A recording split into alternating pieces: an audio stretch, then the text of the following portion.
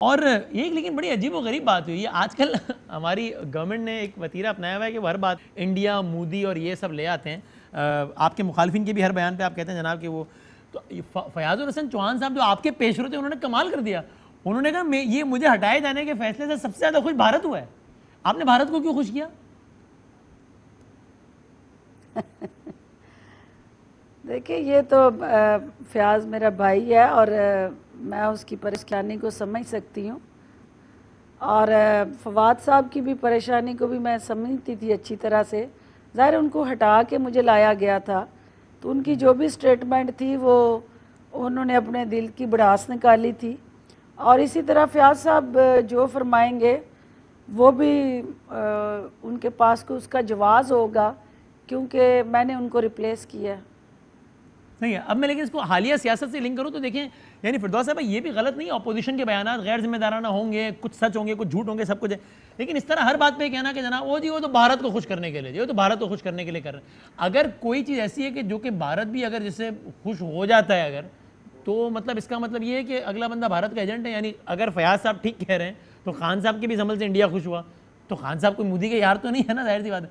तो ये हमने एक बहुत बड़ी बात को गद्दारी भारत मोदी का इसको बड़ा आम सा नहीं कर दिया है कि बस हर जुमले में इसका इस्तेमाल करो, इंडिया को खुश करने के लिए कर दिया, ये हो गया। देखिए ये एंटी इंडियन जो हमारा सेंटिमेंट है पाकिस्तान के अवाम के, हाँ, वो चूरन सबसे ज़्यादा बिकता है। ये बात ठीक है। तो हाँ, जो दुकान पे सौदा सबसे ज़्यादा बिकता हो लोग उसी को ज़्यादा बेचते हैं। आजकल गवर्नमेंट यही काम कर रही है? गवर्नमेंट नहीं कर रही, सारे कर रहे हैं। सियासत के अंदर आपको पता है कि ये मोदी का यार होने के इल्जाम सारे लगा रहे हैं, गवर्नमेंट लगा रही है। एंटी इंडियन का इसका चूरन गवर्नमेंट बेच रही है, अपोजिशन नहीं बेच रही। देखिए अपोजिशन ने तो ऐसे ऐसे मसाले बेचे हैं, हाँ, कि जो मोदी के लिए मज़ेदार और लजीज थे और बैनुल अक़वामी सतह पे मोदी ने उन मसालों की रेसिपीज़ आगे बैनुल अक़वामी सतह पे बेची हैं, क्योंकि पाकिस्तान मुखालिफ बयानिया इससे ज़्यादा आइडियल और क्या उसके लिए सिचुएशन होगी कि 3 दफ़ा का वज़ीर आज़म वो डैमेज कर दे पाकिस्तान के इदारों को जो हिंदुस्तान 73 साल में ना कर सका हो। नवाज शरीफ साहब की 4 तकारीर से इदारे डैमेज हो गए, मुतनाज़ा बनाए गए ना। तो जो जब इदारे को आप मुतनाज़ा बनाते हैं, उनकी साख को मजरूह करते हैं, तो कौमी सलामती पे हमलावर होते हैं, तो आपका जो मुखालिफ है ज़ाहिर है उसके बयानिए को तक़वियत मिलती है। नहीं फिरदौस साहब ऑन अ सीरियस नोट, आपको ये नहीं लगता कि ज़ाहिर है आई एम श्योर कि हर सियासतदान की ये अप्रोच होनी चाहिए और आई एम श्योर आपकी भी होगी कि हम वक्ती सियासी फ़ायदों के लिए कौमी सतह पर बड़े नुकसानात ना कर दें। ये आपने बिल्कुल ठीक कहा है कि एंटी इंडियन नैरेटिव ये चूरन ज़बरदस्त बिकता है। अनफॉर्चुनेटली मज़हब के हवाले से भी किसी को कोई लेबल लगा देना ये भी बड़ा पॉपुलर है, लेकिन अगर ये रीत आम हो जाए कि मैं अपने मुखालिफ को ज़ेर करने के लिए कभी उसको गद्दार कह दूँ, कभी उसको गुस्ताख कह दूँ, मुझे उसका आर्जी फ़ायदा तो हो जाएगा, सोसाइटी पर इसके असरात बहुत ख़तरनाक नहीं होंगे। अभी आपने देखा यानी मैं गद्दारी के हवाले से नहीं गुस्ताखी के हवाले से कह रहा हूँ, वो एक बिग बैंक मैनेजर को मार दिया एक गार्ड ने, वो जो भी मसला होने का गुस्ताखी की थी भाई।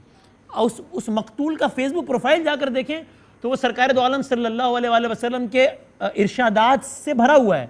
उसने फ्रांस के खिलाफ गुस्ताखाना खाकों के हवाले से डीपी लगाई हुई है, उसने कहा जी गुस्ताखी थी, मार दिया, और सबने उसके बाद यकीन भी कर लिया। ये गद्दारी गुस्ताखी के कार्ड्स बड़े खतरनाक नहीं है फिरदौस साहिबा?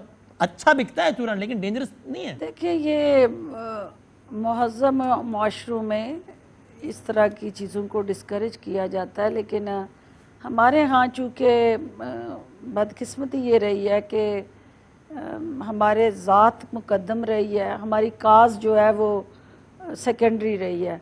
तो जहाँ काज सेकेंडरी हो और ज़ात प्राइमरी हो, उस माशरे के अंदर इस किस्म के चैलेंजेस आते रहते हैं, लेकिन अल्टीमेटली हमारी जो नेशनल काज है और नेशनल इंटरेस्ट है वही सुप्रीम है और वही हमारी सियासत का महवर और मरकज़ होना चाहिए। हाँ, जो हुकूमत होती है उसकी जिम्मेदारी हमेशा ज़्यादा होती है, तो हुकूमत को तो इससे और ज़्यादा जिम्मेदारी का मुजाहरा नहीं करना चाहिए। जब आप हर बात पे किसी को कह देंगे ये इंडिया के कहने पे कर रहा है, मोदी के कहने पे कर रहा है, इसको खुश करने के लिए कर रहा है, तो आप लोगों की एक बड़ी फॉलोइंग है उसको लोग फॉलो करेंगे और फिर ये रीत चल पड़ेगी माशरे में, हर किसी को एजेंट कहने की।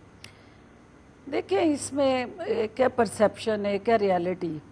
और परसेप्शन ये है कि जो बयानियाँ आप कह रहे हैं कि शायद कोई पॉलिटिकल माइलेज के लिए है, लेकिन रियलिटी ये है कि हमारे हुक्मरानों का, स्पेशली PMLN की लीडरशिप का जो एक गठजोड़ रहा है कारोबारी महाज पे और पगड़ियों के तबादलों तक, और फिर आगे आपके सामने ही है कि जिस तरह से वो तमाम बयानियाँ जो आवाम की जिससे दिल आज़ारी होती है, वो फिर अगर हिंदुस्तान के चैनल्स में आपने सुना कि नवाज शरीफ किस तरह हिंदुस्तान का हीरो बना और किस तरह से पजीराई मिली और किस तरह से पाकिस्तान के इदारों का मजाक उड़ाया गया, तो ये फिर कौमी मफाद में नहीं है।